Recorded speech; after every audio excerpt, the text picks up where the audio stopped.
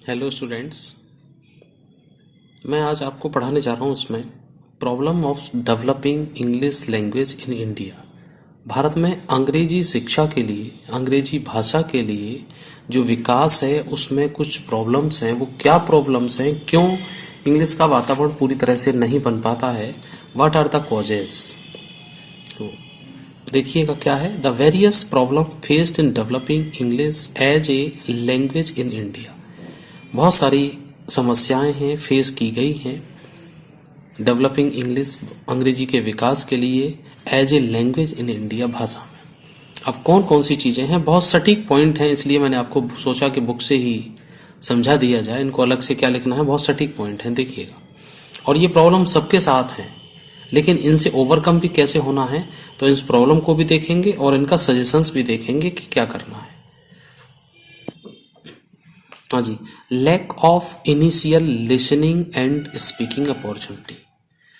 Initial का मतलब होता है शुरुआत में। जब भाषा को सिखाया जाता है तो LSRW, ये 4 नियम हुआ करते हैं।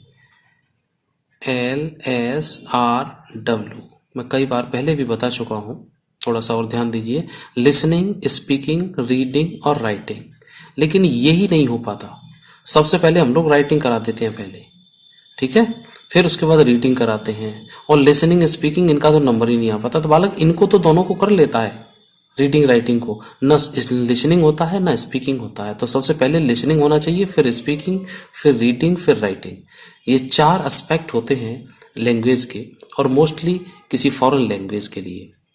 तो देखिएगा, तो lack of initial listening and speaking opportunity, इन दोनों के लिए अपॉर्चुनिटी का अभाव होता है हमारे यहाँ।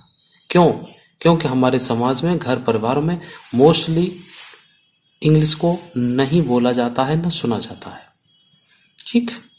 Inability to express through spoken और रिटन मीडियम, जो लिखित भाषा है उसके लिए, तो इनेबिलिटी, उसकी भी अयोग्यता होती है किसकी, टू एक्सप्रेस थ्रू स्पोकन, बोलने के माध्यम से और लिखने के माध्यम से उसको किसी चीज को एक्सप्रेस नहीं करते। हम अपनी मदर टंग में ही उसको एक्सप्रेस करते हैं, इस वजह से।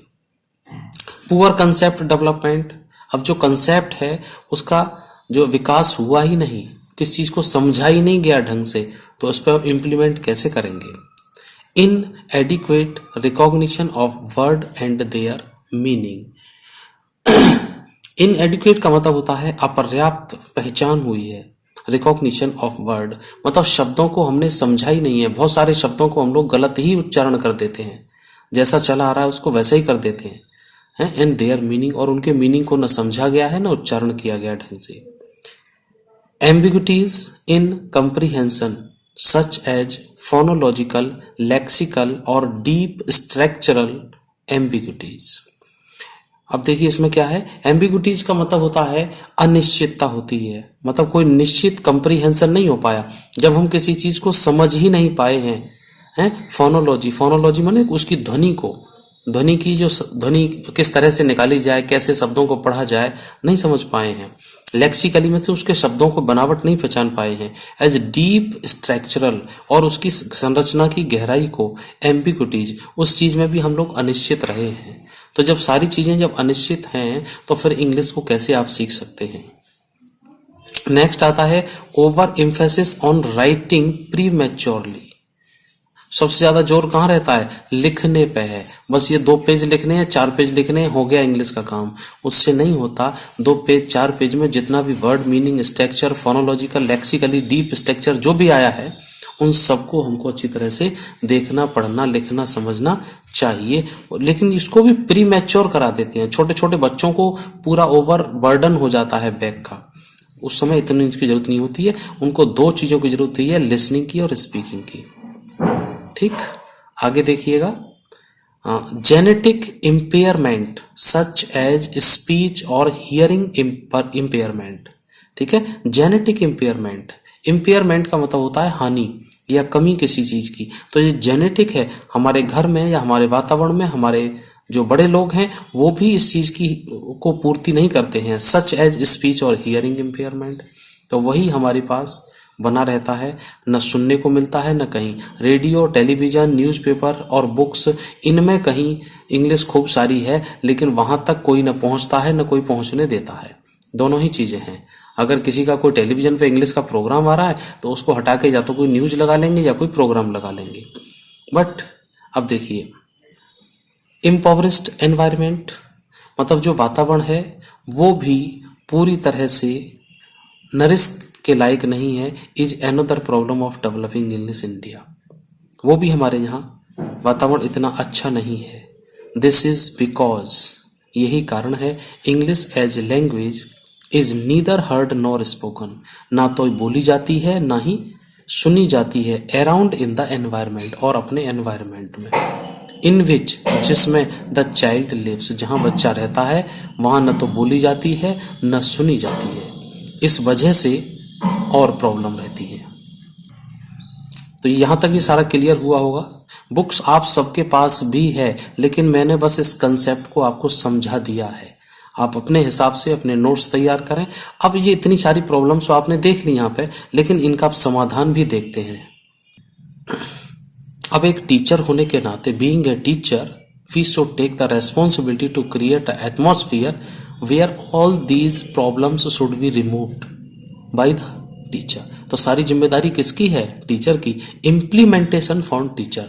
अब टीचर को इन सारी बुराइयों को निकालना है। कैसे कैसे निकालना है देखिए, ये सब जिम्मेदारी आपकी और हमारी सबकी मिलके है। Language is learned and developed in A social context for functional purpose.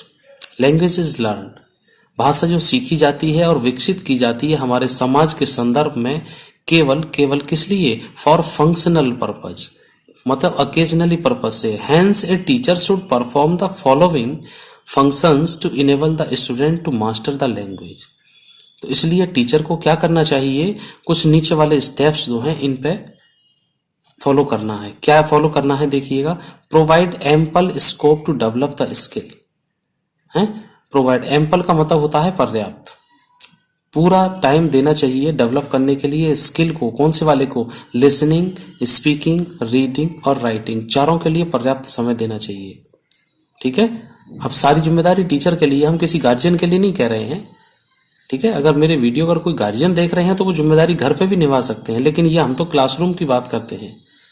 Create situations where language में be used for various purpose.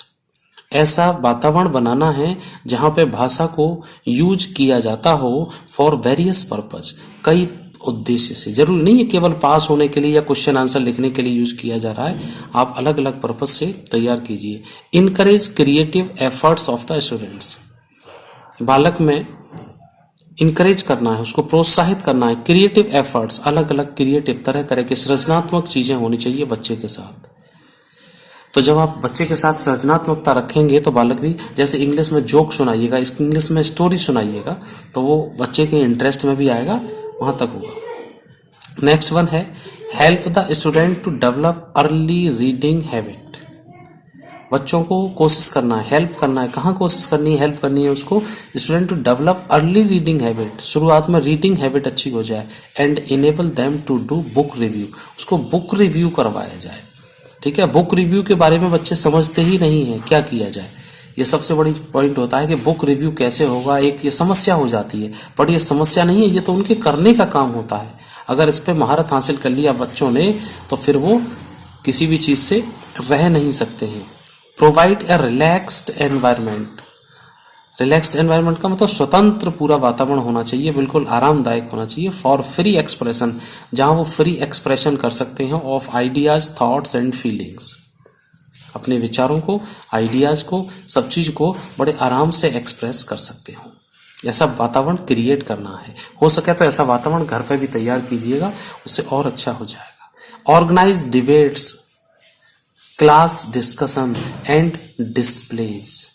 Debate तैयार कराई जाए, क्लास डिस्कशन होने चाहिए क्लास में ही, और डिस्प्लेज होने चाहिए। डिस्प्ले का मतलब है कि बहुत सारी चीजें हैं, कहीं बुक से, किताब से, न्यूज़पेपर से, मैगजीन से लीजिए और उनको डिस्प्ले कीजिए, और डिस्प्ले की हुई चीज को एक्सप्लेन भी करना है, तो ये डिस्प्ले में हो जाएगा। तो इतना सारी सब चीजें आपने देखी हैं, सुनी हैं, मेरी समझी हैं, शायद आप लोगों के लिए तैयार हो गए। एग्जाम में ये मैटर कई बार आ जाता है, इसके लिए मैंने महत्वपूर्ण समझते हुए इस वीडियो को मैंने तैयार किया है। और आप इसको देखिएगा पूरा, और आपके पास जो भी बुक हैं उनमें से कुछ मैटर मिला के मिक्स करके एक एक पेज का आप नोट्स बना के इसका लिए तैयार कर सकते हैं। चलिए छात्रों, फिर मिलते हैं फिर आपको अगले वीडियो में। Till then take care, bye.